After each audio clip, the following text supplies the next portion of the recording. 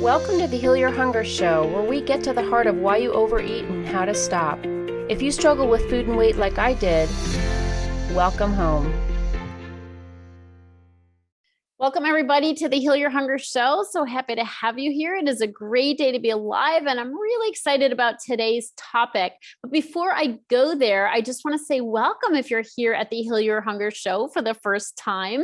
This is where we talk about real stuff, like the stuff that really counts when it comes to healing our relationship with food. Diets aren't going to do it.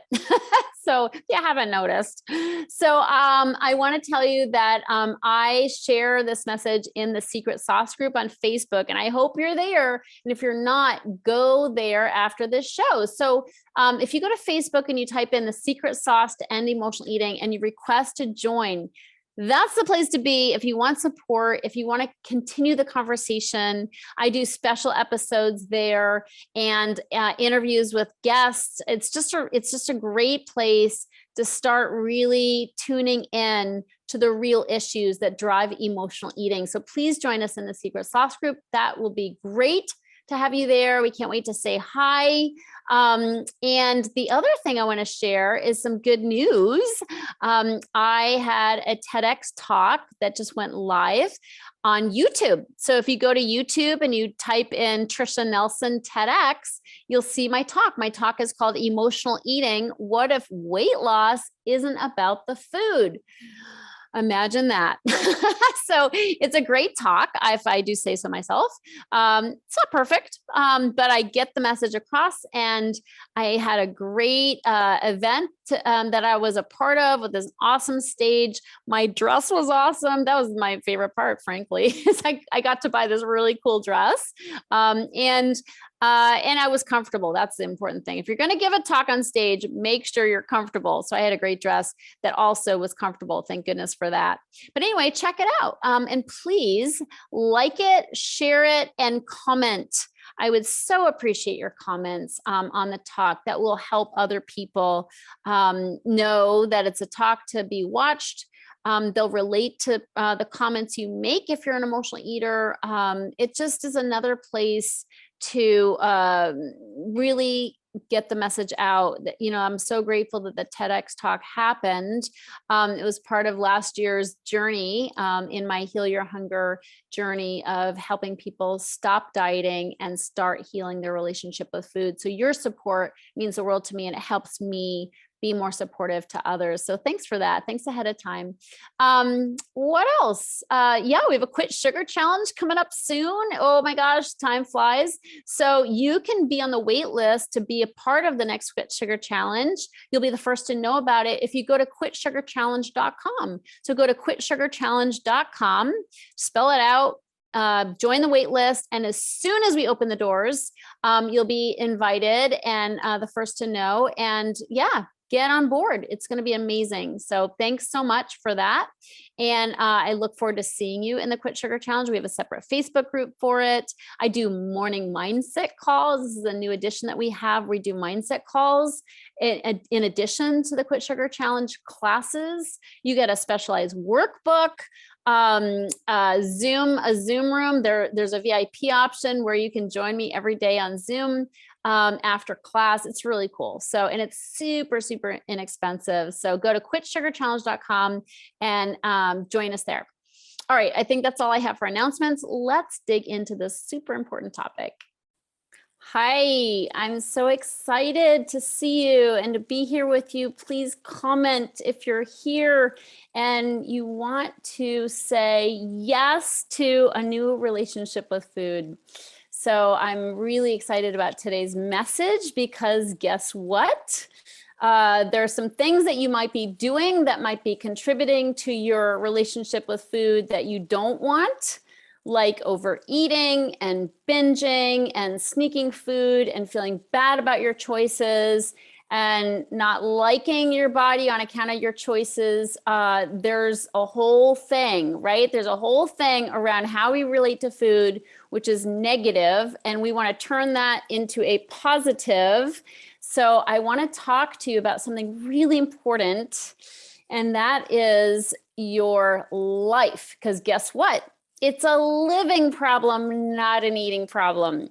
So I'm going to make this short and sweet and to the point.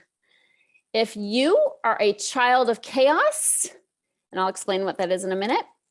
If you are a child of chaos, you must make changes in your life and how you show up in life if you ever expect to have a healthy relationship with food. Yes, how you live informs how you eat.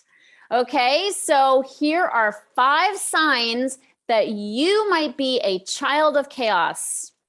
And here I will also tell you why it's affecting your eating habits. So what is a child of chaos? A child of chaos is somebody who is super busy and doing more than she should do in her day, has too much on her schedule, is running around like a chicken with her head cut off, and she's dropping balls and she's apologizing over and over for that, and she's feeling stressed and overwhelmed, and her life is chaotic. Her life is more chaotic than it needs to be. Okay, you may think, I'm not chaotic. I got it going on. You know, things are working. You know, look at all I can get done. But I want to tell you that if you are struggling with food and weight, if it's a constant struggle, there's a good chance you are a child of chaos. So here are 5 signs, okay, that you're a child of chaos. So the first one is that you're always in activity. You're busy, doing, okay? And what that does is that kicks up a lot of dirt. It makes you super busy. It makes you have adrenaline running through your body, okay? And it's creating problems physically and emotionally and spiritually for you. And I'm telling you, you've got to make changes. Being always in activities, first of all, comes from a lot of things. I'm going to list them out here. First of all, you probably don't want to feel. Okay, as an emotional eater, you probably don't want to feel. I was on the run all the time from my feelings. I was like, gotta stay one step ahead of those terrible feelings that I don't want to feel. Because God knows if I stopped to feel them, they would overtake me and I'd be trapped. Okay, when in fact, the opposite is true. If you stop and face yourself, if you slow down and face yourself, everything you face can be healed like that. Okay, so it's counterintuitive. You cannot heal what you do not face. Okay, you cannot heal what you do not face. You've got to slow down and face yourself. But if you do, you'll be healed like that. Okay, and that's actually what I teach my clients is how to heal from emotions that they feel like are going to kill them. Okay, that's why we eat. We don't want to feel. That's why we run. We don't want to feel. Okay, so if you're always in activity, you're creating chaos because you're moving too fast. What's the saying? Haste makes waste. So true. When we're busy all the time, we are dropping balls, okay? And we're certainly not focused. We're not present. Here's the second sign you might be a child of chaos is you're a compulsive fixer. Okay, this is standard for emotional eaters. We typically grow up with trauma and we have an irresponsible parent or an alcoholic, drug addicted parent, perhaps, or perhaps we have an absent parent and we pick up the slack and we're like doing adult things at a young age. Was that you? Did you have to like super grow up fast so that you could handle things that were unmanageable in your household? Well, guess what? That was a survival skill that helped you in the moment, but it's become a bad habit of rescuing those in need. Okay. Emotional eaters are suckers. Anybody around us who's suffering or in need, we run to the rescue. We can't help ourselves. Okay. We're compulsive fixers and helpers. You know who you are. You know, I'm telling you the truth. Okay. So when we're compulsive fixers, we're adding more stress and chaos in our lives. And people who need help are chaotic. You know, when they can't fend for themselves, and it's not a judgment call. They're not bad, but if they have an addiction or a disability or they're compromised in some way, it's not their fault. It comes from some place. Maybe they just have a health issue. They're not bad. But if we are compulsively helping and we're over helping and we're taking on other people's problems constantly, our lives are going to suffer. We're going to be stressed out and we're going to eat. Okay. In order to change your eating, you have to change your living.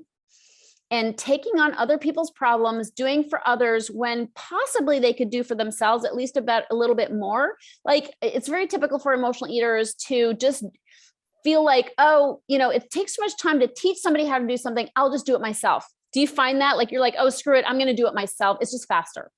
We have so many balls in the air and we're so good at getting things done and multitasking that we don't take the time to teach people how to do things. We do it for them, because then we can keep moving fast. Well, the problem with that, ever heard the saying, you can feed somebody fish or you can teach them how to fish? If you're constantly feeding people, they don't learn how to feed themselves, and that keeps you in the constant cycle of helping and fixing and rescuing. And what that does is create chaos in your life, in your body with adrenaline. Okay. If you have your cortisol levels just totally jacked up all the time, that creates belly fat, that creates hunger, physical hunger, where you have to eat more. The stress you're under from caretaking is making you fat. It's the truth. Okay, here's the third way that we create chaos in our lives. The third way is, as emotional eaters, we tend to be very willful. Okay, we can be demure when we need to be, when it gets us what we want, but we have that inner will and drive that is tenacious. Now, this can be used for good.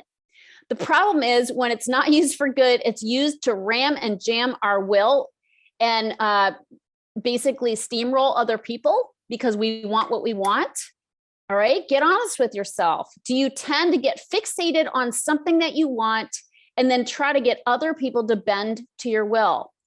I know you do. I did this time and time again, but I try to cover it up, right? Because I don't want people to think I'm willful. That's not a very attractive quality. So I would basically, try to surreptitiously influence people to do it my way. And what does this do? Well, this makes other people pissed off, okay? Because they can feel it energetically. They know where I'm going with it. I'm really careful about this, okay? The people around me, they're hip to it. I can't even go there anymore. I can't even try to push my will because people will be like, I have people around me who don't like that. They don't like that. But this is a tendency of emotional eaters. When I was less conscious of the way I operated, I would be forceful and willful and I'd steamroll other people. I didn't really care what they thought about something. I didn't really care what they wanted to do. I would kind of try to get my will across. So we did what I wanted to do. It's not an attractive quality, not only that, but it creates tension in relationships. It creates resentment in other people. It creates a desire for me to smooth things over by dancing and making sure people like me, never apologizing for being willful, just sort of trying to cover it up with being cutesy. Okay. So that just creates tension. That creates chaos inside of me. I've got all these mixed feelings of like, do they know what I'm doing? Are they going to do what I want them to do? And if they don't, I'm going to have all kinds of negative feelings of they don't love me or nothing's going to work out because it's not going my way, And so there's a jumble of feelings that create when we're willful. They're created inside of us and inside of other people, do they like me? Are they on to me? So exhausting, right? So this is something to be careful of, is the willfulness, so watch out for that. It creates overeating. How we live informs how we eat. When we're mixed up with all these feelings of fear that we're going to be rejected because we were willful and try to push our way, and people are onto us, then we're afraid. It may even create isolation and loneliness. Are you, lonely in part because you've pushed too much and other people are repelled by it? Another way to create chaos in your life. The fourth way that we create chaos in our lives are by just putting too much on our plate, and I'm not talking about food. Okay. So you're living by the law of addition, not subtraction. Okay. And this is similar to the first way, which is being always in activity, putting too much on your plate, adding too much to your calendar, stuffing your calendar with activities, never taking time for yourself. Okay. So what I want you to do is start living by the law of subtraction, not addition. Beware of adding too much to your plate. Okay. And yeah, it's a pun on words. I'm being punny, as my boyfriend would say. Punny's good.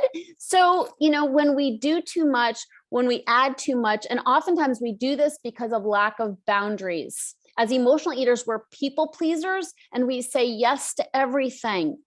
We want people to say, oh, you're amazing. Oh, you saved the day. Oh, I don't know how you do all that you do, right? It feeds our ego. All right. So stop living off ego feedings. They're ultimately going to leave you hungry. Okay. You feed your ego, but you starve your soul. Okay. So stop feeding your ego, start nourishing your soul by subtracting things from your day, from your schedule. Simplify, say no once in a while. I'm sorry, I can't do that. I have too much on my plate. This is me talking. I just had a suggestion made where I put the word something in my calendar and I block out time. 2 days during my week, if you looked at my calendar, you see the word something and about 3 hours blocked. Why did I do that? Because when somebody asks me to do something, I can say, I'm so sorry, but I've already got something going on during that time. Like, I'm sorry, but I've got something to do. Because something's on my calendar and I don't know how I'm going to fill that time, but I've got to make time in my calendar. I cannot go without eating crap. Okay. The more stressed out you are, the more stress eating you're going to do. You've got to give somewhere. You've got to give yourself time and space in your calendar. Start living by the law of subtraction instead of addition. Have some boundaries. Let somebody else pick up the slack. You don't need to say yes to everything. Capiche? Number 5, you snack. You snack all day. Okay. If you're a snacker and a nibbler and a grazer, I promise you have chaos in your life. First of all, you're not taking time for meals. When you snack all day, you're not really hungry for meals, right?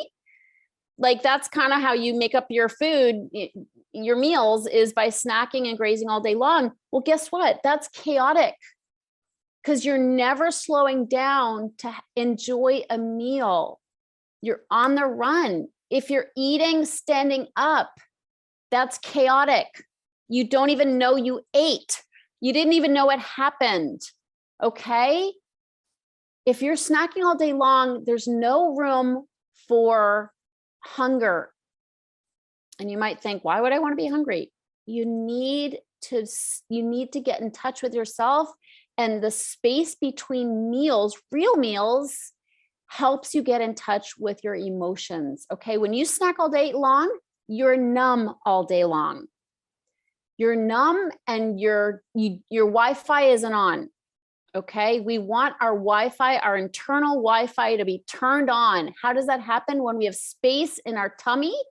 Okay. There's nothing wrong with a little bit of hunger, right? You can't heal what you don't feel, and you can't feel when you're numb all the time. So if you're snacking all the time, you're eating all day long, grabbing here, grabbing there, and on the run, in your car, standing up, walking, on the phone, at your desk. You know what I'm talking about.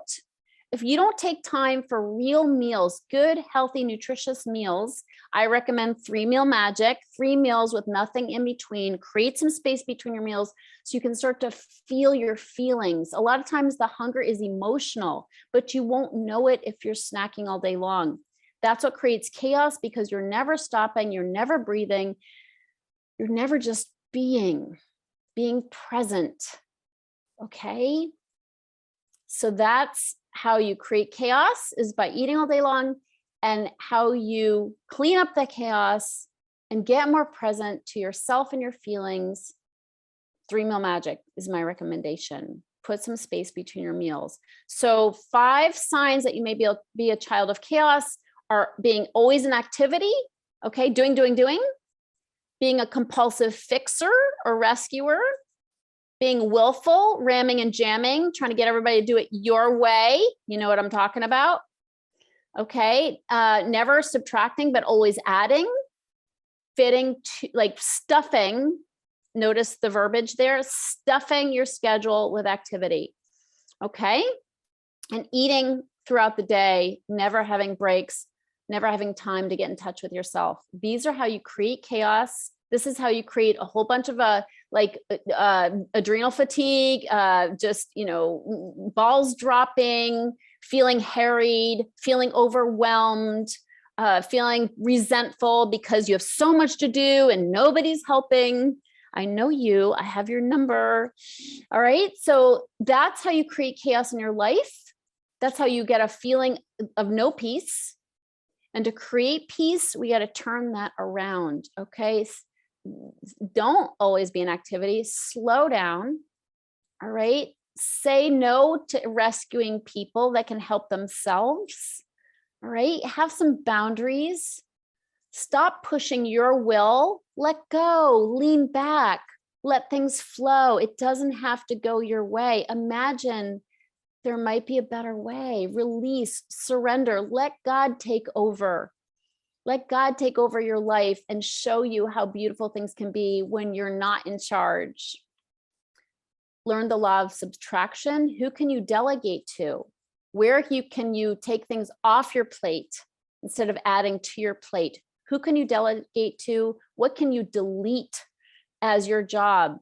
You don't have to do everything for everybody. You do not have to be Wonder Woman. It's so much more peaceful when you say no to that and you start subtracting things, finding other people to do some of the things you said yes to at one time. I know it's hard to do that, by the way. I have clients who are like, oh, I couldn't possibly do that. Why? Because they're like already thinking ahead, somebody's going to be mad at me. If I say no, or if I, recuse myself from a committee chair position or something else, guess what? I'm not going to be liked. Go through the uncomfortable feelings, put yourself first, put your oxygen mask on first, take care of yourself, have some peace and space in your life.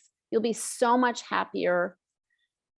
You won't be a child of chaos, and other people will get by. They'll get by if you don't run the world. I promise. And number 5, try 3-meal magic. 3 meals with nothing in between. Stop grazing throughout the day. Learn to make peace with a little bit of hunger, especially get inquisitive and curious about what that hunger is. Most of the time, it's actually more emotional than it is physical. What's that about? Ask the question. These are ways that you can recover from being a child of chaos, have more peace in your life, have more peace in your body, let go of stress, and start living in a lot more peace and balance. That's how you're going to transform your relationship with food. And it really works. I'm telling you from personal experience and the experience of a whole lot of clients who are living this way now. They're no longer children of chaos. They're catching themselves. I had a client who complained of being so busy, and then she told me she was going to be getting a second dog. And I'm like, wait a minute, you're complaining about being busy, and then you're about to go get a dog, a new puppy. You know how much time that takes to raise a new puppy? That's like an all-consuming job. My sister got a new puppy a couple of years ago, and she called me wanting to die. She's like, Tricia, I'm so sleep deprived. And I pointed this out to my client. I'm like, we've got a disconnect here. If you're so busy, too busy for self-care, and you're about to get another dog that you probably don't need, guess what? Yeah, not only did she not need, but it was going to create some problems in her home. And she's like, Tricia, you're right. And then she dug deeper and she saw that her willful need for dog, her obsession with getting a dog was coming from a place of grief. She wanted to escape the grief she had from her mother's passing. And she's like, you're right, I don't need that dog. I need to face my grief. It was beautiful, a big triumph for her that she saw where that willfulness was coming from, where that obsession with having another dog was coming from, and the kind of stress it would create in her life, and that she needs to subtract, not add, in her life in order to have success around food and weight loss. So yay for her. I hope this has been helpful. I love you so much. It's always a pleasure to share about healing at a deeper level, healing the living problem, which will automatically heal the eating problem. Thanks so much. I love you. I'll see you on the next episode. Take care.